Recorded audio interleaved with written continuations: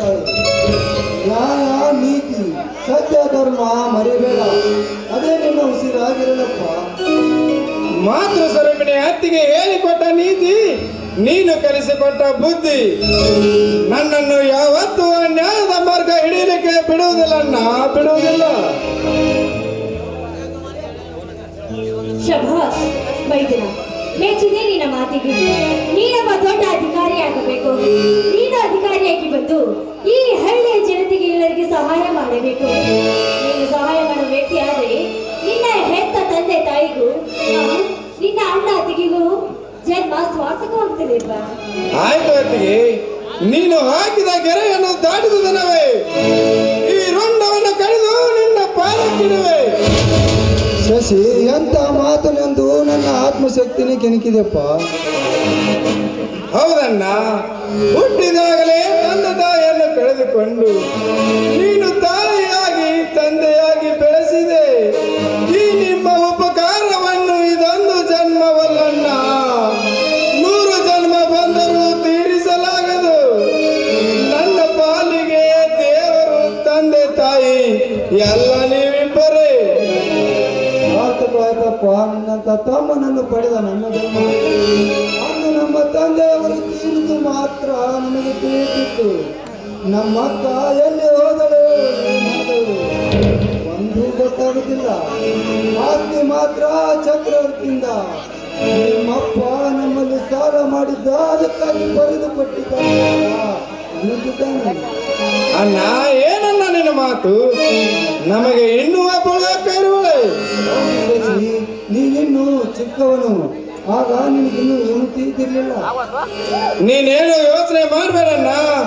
ಆ ದುಷ್ಕರ್ಮಿಗಳು ಯಾರೇ ಆಗಿರಲಿ, ಭೂಮಿಯಲ್ಲಿ ಆಕಾಶದಲ್ಲಿ ಅವರಿಗೆ ಬರಲಿ, ಪಾತಾಳಕ್ಕೆ ಹೋದರು ಚಂಡಿ ಚಾಮುಂಡಿ ದುರ್ಗೆಗೆ ಹೊರಗೆ ಕೋಣ ಬಲಿ ಕೊಟ್ಟಂತೆ ನನ್ನ ತಂದೆ ತಾಯಿಗೆ ದುಷ್ಕರ್ಮಿಗಳನ್ನು ಬಲಿ ಕೊಡುವೆ. ಇದು ನಿನ್ನ ಪಾದಗಳಿಗೂ ಸತ್ಯ. ಅಂದಾಗಲೇ ಸತ್ತು ಸ್ವರ್ಗದಲ್ಲಿರುವ ನನ್ನ ತಂದೆ ತಾಯಿ ಆತ್ಮಕ್ಕೆ ಶಾಂತಿ.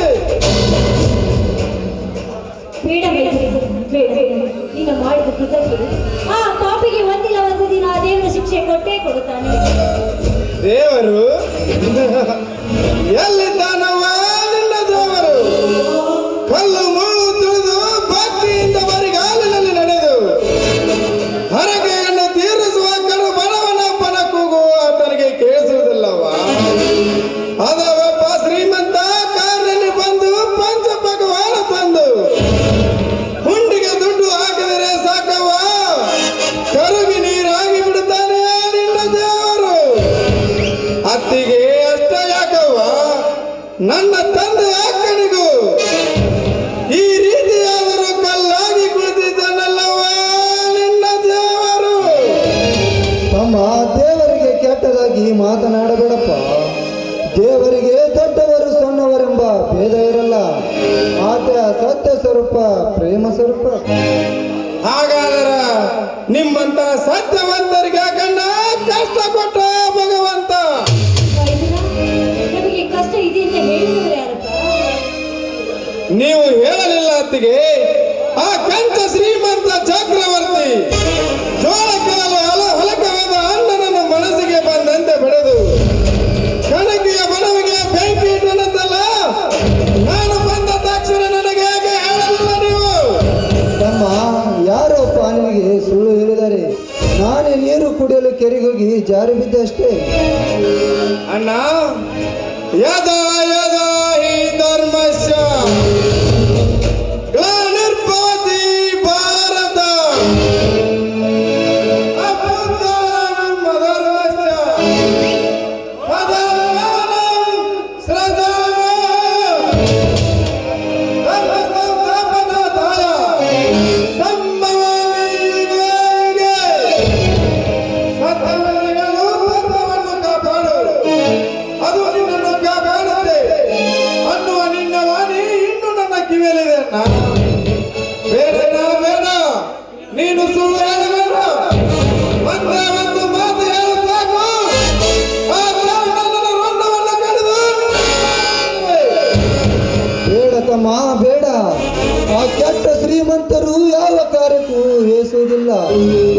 ಕೊಳಚೆ ಎಂದು ತಿಳಿದು ಕಲ್ಲು ಎಟ್ಟಿ ಹೊಲಸು ಮುಖಕ್ಕೆ ಸಿಡಿಸಿಕೊಳ್ಳುವುದು ಬೇಡ. ಸುಮ್ಮನೆ ನಮ್ಮ ಪಾಡಿಗೆ ನಾವು ಇದ್ಬಿಡೋಣಪ್ಪ. ಹಾ ವೈದ್ಯನ, ಕುಸ್ತಿ ಆಡಿ ತಂದಿರಬೇಕು. ಮೊದಲು ಊಟ ಮಾಡಿ ವಿಶ್ರಾಂತಿ ತೆಗೆದುಕೊಳ್ಳುತ್ತೀವಿ ಅಂತ. ಹೌದು ಶಶಿ, ಮಾತಿನ ಗುಂಗಿನಲ್ಲಿ ಮರೆತು ಬಿಟ್ಟಿದ್ದೆ. ಬಾರಪ್ಪ ಊಟ ಮಾಡೋಣ. ಅಣ್ಣ ಅತ್ತಿಗೆ ನೀವು